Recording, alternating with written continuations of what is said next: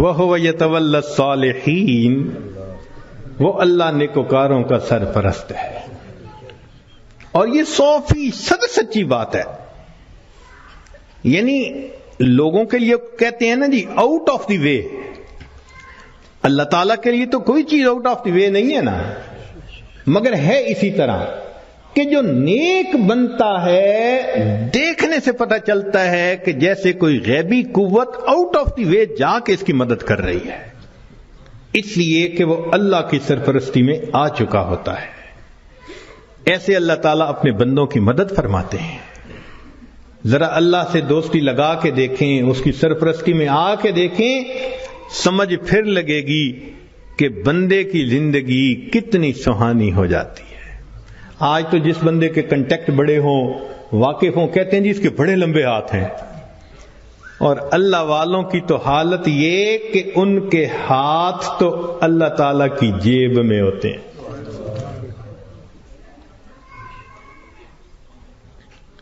اللہ اپنے بندوں کی کیسے مدد کرتا ہے، ذرا ایک دو واقعات سن لیجئے. رابعہ بصریہ اللہ کی نیک بندی اپنے صومعے میں عبادت کرتے کرتے تھک گئیں تو سو گئیں. ایک چورا نکلا، اس نے دروازہ کھولا، اندر گھسا، کوئی اور چیز تو نہیں اسے نظر آئی مگر ایک چادر پڑی ہوئی تھی. اس نے کہا چلو چادر ہی لے چلتا ہوں.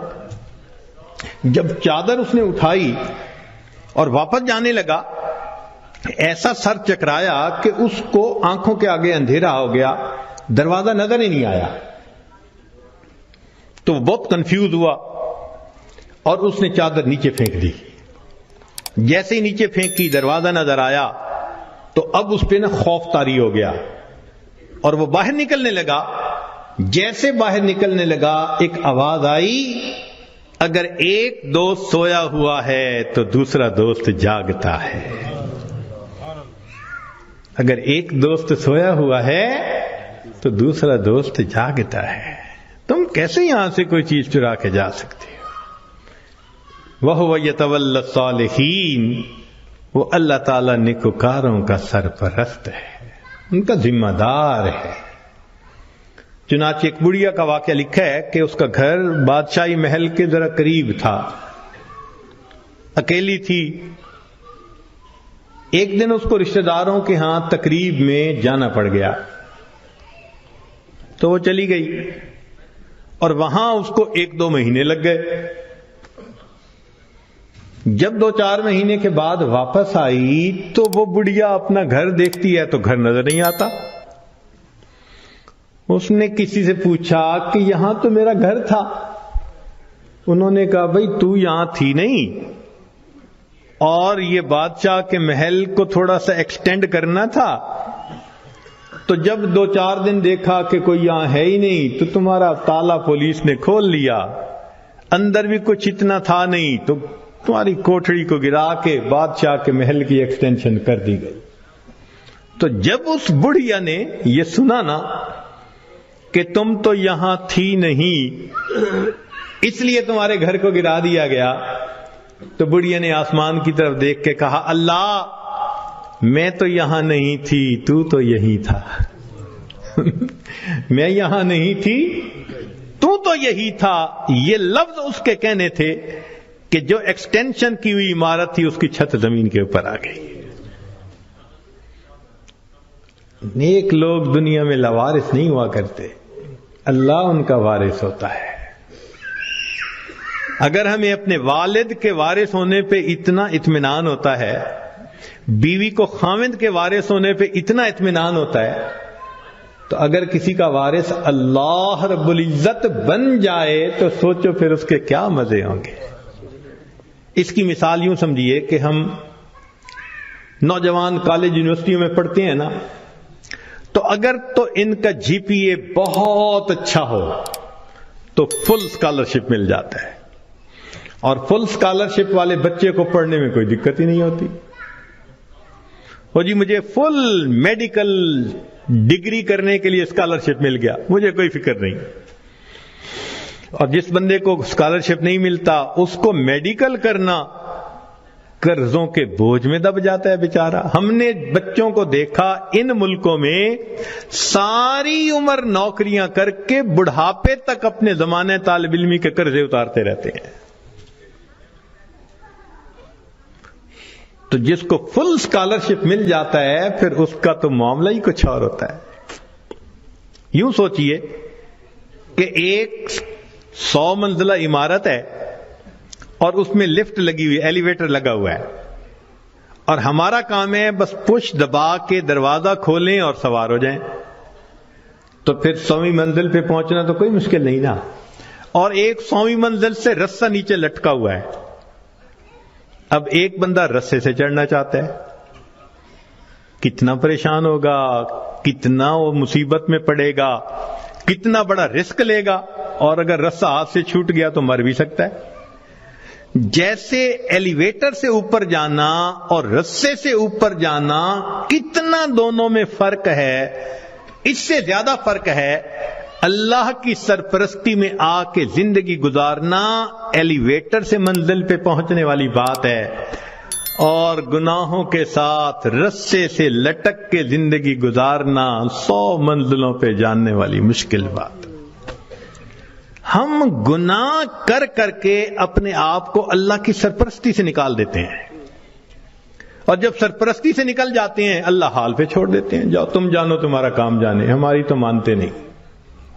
پھر شیطان ہمیں بہکاتا ہے، لوگ بھی دھوکے دیتے ہیں، امیدیں توڑتے ہیں، بندہ دنیا میں دھکے ہی کھاتا پھرتا ہے،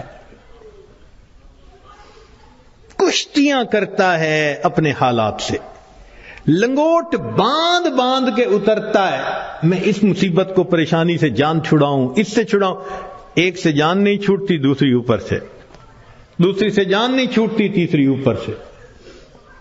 وہ پنجابی زبان میں شعر کسی نے لکھا ہے، اس کا ترجمہ بھی کر دوں گا.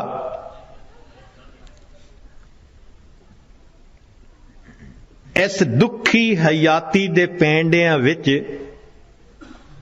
کدی راہ پہ گئے کدی بھول دے رہے، ایک دامن امید دا چھڈیا نہ، لکھ جھکڑ انیریاں دے چل دے رہے.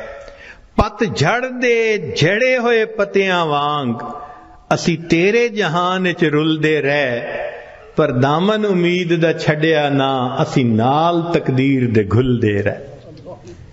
جیسے پت جھڑ کے موسم میں خشک پتا ہوتا ہے، کبھی ہوا نے یہاں پھینکا کبھی وہاں پھینکا، اللہ کا سہارا چھوڑ کے بندے کا یہی حال ہوتا ہے. تو ایک ہے نیکوکاری کو اختیار کرنا اور اللہ کی سرپرستی میں آ جانا. اللہ ہر کام کو سنوارتے ہیں. حدیث پاک میں ہے، اے میرے بندے، تو صبح کے وقت اگر میری عبادت کر لیا کر، میں سارا دن تیرے کاموں میں تیری کفایت کروں گا. اللہ اکبر. اللہ تعالیٰ ذمہ داری لے رہے ہیں. ہم سے فجر کی نماز نہیں پڑھی جاتی، اشراق ہی نہیں پڑھے جاتے. ہم سے زیادہ کون پاگل ہوگا کہ جس کے ساتھ اتنا بڑا اللہ نے وعدہ کر لیا اور ہم اس وعدے سے فائدہ نہیں اٹھا پا رہے.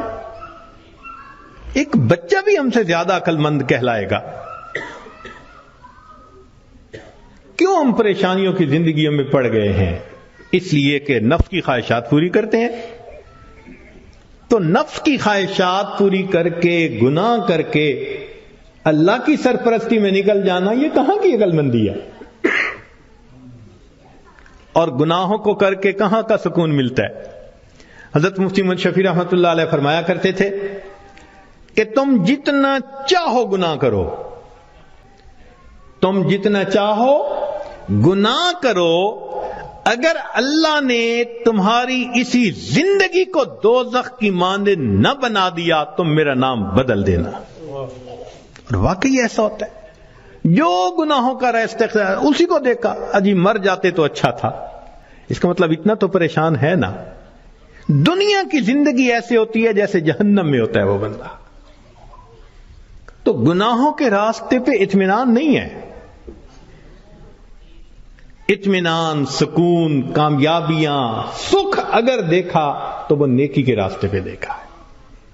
وَهُوَ يَتَوَلَّى الصَّالِحِينَ، وہ اللہ تعالیٰ نیکوکاروں کا سرپرست ہے۔ اللہ تعالیٰ تو چاہتے ہیں میرے بندے تمہیں میں اتنا دوں کہ تم بس کرو، مگر میری نعمتوں کا شکر ادا کرو۔ ہم نعمتیں لینے کو تو تیار ہیں، شکر کرنے کی فرصت نہیں، نماز پڑھنے کے لیے فرصت نہیں۔ اللہ نے فرمایا کہ تم غیر محرم سے نظر کی حفاظت کرو، میں عبادت میں لذت عطا کروں گا۔ نظر کی حفاظت نہیں ہوتی، دعائیں مانگتے ہیں اللہ نماز کی حضوری عطا فرما دے۔ بھئی نماز کی حضوری کیسے ملے گی جب اس کی شرط ہی پوری نہیں ہوئی؟ جب نگاہوں نے جھکنا ہی نہیں سیکھا تو نماز کی حضوری تو آؤٹ آف کوسچن ہے نا۔ پھر تو ہم سوچیں کہ ہم خود بخود پریشانیوں کے راستوں پہ چل رہے ہیں، کانٹوں کے راستوں پہ چل رہے ہیں اپنے نفس کی خواہشات کی وجہ سے۔ اللہ تعالیٰ اس لیے اپنے بعض بندوں کو خوب دیتا ہے، کیوں کہ میرا شکر ادا کریں۔ شکر ادا نہیں کرتے، اللہ تعالیٰ لے لیتے ہیں۔ جو پروردگار دینا جانتا ہے وہ پروردگار لینا بھی جانتا ہے۔ پھر کہتے ہیں حضرت صاحب ایک وقت تھا مٹی کو ہاتھ لگاتے تھے سونا بن جاتی تھی، آج تو سونے کو بھی ہاتھ لگاتے ہیں تو مٹی ہو جاتا ہے۔ حالات بدل جاتے ہیں اس لیے کہ ان کے تقاضوں کو پورا نہیں کیا ہوا ہوتا۔ چنانچہ بنی اسرائیل کے 3 آدمی تھے، ان کا ایک واقعہ عجیب ہے، بڑا سبق آموز ہے۔ ان میں سے پہلے بندے کے پاس ایک آدمی آیا اور اس کو کہا بھئی تمہاری کوئی پریشانی؟ اس نے کہا پریشانی تو بہت ہے۔ کیا؟ اس نے کہا بھئی یہ پھل بہری ہے، یہ جو سفید داغ جسم پہ ہو جاتے ہیں، برس کا مریض ہوں میں، اور میری شکل اتنی بری ہو گئی ہے کہ میں نہ مسجد جا سکتا ہوں نہ کسی کے سامنے بیٹھ سکتا ہوں، لوگوں کو کراہت ہوتی ہے مجھ سے، اور لوگ مجھے نیچی نظر سے دیکھتے ہیں، کم نظر سے دیکھتے ہیں۔ تو ایک تو میری یہ پریشانی ہے کہ برس کی بیماری ختم ہو جائے، اور دوسرا رزق کی بھی بڑی تنگی ہے۔ اس نے دعا دی اللہ اس کی بیماری کو دور کر دے اور اس کا رزق وسیع کر دے۔ اللہ تعالیٰ نے اس کی بیماری بھی دور کر دی اور اس کو ایک گائے عطا فرمائی، اونٹنی عطا فرمائی، اور اونٹنی کی نسل اتنی بڑھی کہ وہ تھوڑے عرصے میں ہزاروں اونٹوں کا مالک بن گیا، بڑا ملٹائی ملینر ہو گیا۔ وہ بندہ دوسرے کے پاس گیا، اس سے کہا بھئی آپ کی کوئی پریشانی؟ اس نے کہا جی سر پہ بال نہیں ہے، گنجا ہوں، اور جہاں بیٹھتا ہوں لوگ میرا مذاق اڑاتے ہیں، اور دوسرا یہ کہ کاروبار بھی میرا نہیں چلتا، تو رزق کی بھی پریشانی ہے۔ اس نے دعا دے دی اللہ اس کے بیماری کو بھی دور کر دے، اس کو رزق میں بھی برکت دے دے۔ اللہ کی شان کہ اس کے سر پہ خوبصورت بال بھی اگائے، اور اس کو ایک گائے ملی، اور گائے کی نسل اتنی بڑھی کہ وہ تھوڑے دنوں میں سینکڑوں گایوں کا مالک، امیر آدمی بن گیا۔ پھر وہ بندہ تیسرے کے پاس گیا، وہ آنکھوں سے اندھا تھا، بھئی آپ کی کوئی پریشانی؟ اس نے کہا جی کہ میری پریشانی تو یہ ہے کہ میری بینائی نہیں ہے، لوگوں کے لیے تو فقط رات کو اندھیرا ہوتا ہے اور میرے لیے تو دن کی روشنی میں بھی اندھیرا ہے، اور دوسرا یہ کہ مجھے تو در در کے دھکے کھانے پڑتے ہیں، تو دعا کر دو کہ میرا رزق وسیع ہو جائے۔ اللہ نے اس کی بینائی بھی ٹھیک کر دی، اس کو بکری عطا کر دی، اور بکری اتنی نسل بڑھی وہ ہزاروں بکریوں کا مالک۔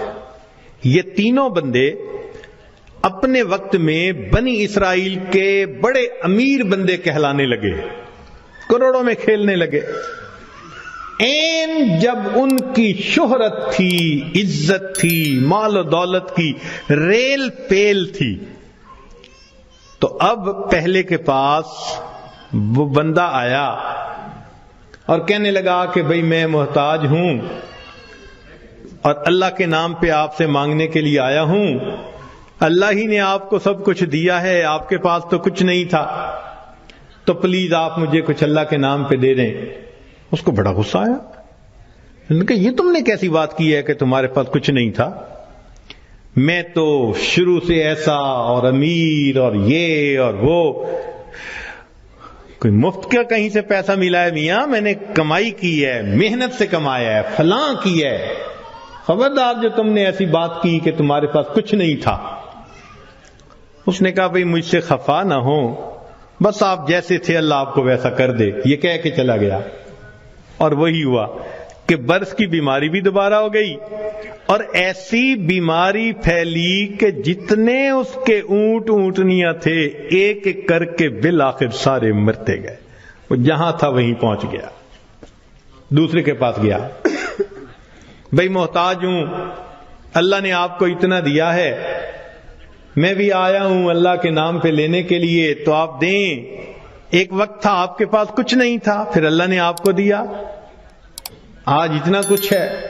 اس کو بڑا غصہ آیا، تو کون ہوتا ہے بات کرنے والا؟ بھائی میرا تو باپ ایسا، میرا تو دادا ایسا، پردادا ایسا، میاں میں نے تو فلاں ڈیل ایسی کی تھی، فلاں موقع پہ میں نے ایسا بزنس کیا تھا، اسٹریٹجی ایسی بنائی تھی، تب مجھے پیسے ملے، کوئی کہیں سے مفت کے مل گئے ہیں؟